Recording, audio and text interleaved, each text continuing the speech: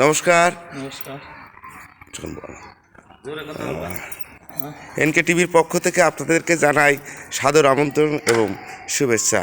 আমরা এসেছি চুয়াডাঙ্গা জেলার জীবননগর থানার রায়পুর গ্রামের বিমল দাদার কাছে।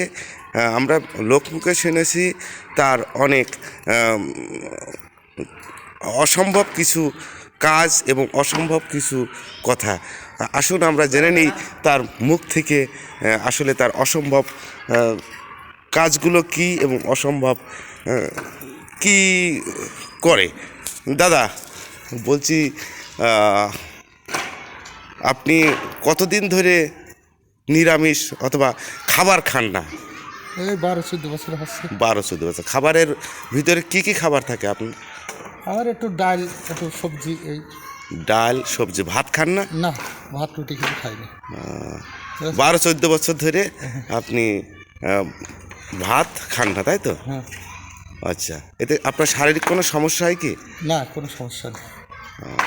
দর্শক মণ্ডলী, আপনারা দেখতে পাচ্ছেন যে তার কোনো শারীরিক সমস্যা হয় না। আপনি কি কোনো সাধনা করেন? সাধনা করি একটু। কি সাধনা করেন? কালীমার ভজে। কালীমার তিনি ভজেন আজ দীর্ঘ 14 বছর ধরে। তিনি শাক সবজি এবং আর কি মানে বুটির ডাল ফলে একটু বুটির ডাল এই ধরনের খাবার খেয়ে জীবনযাপন কাটাই। ধারণ করছে।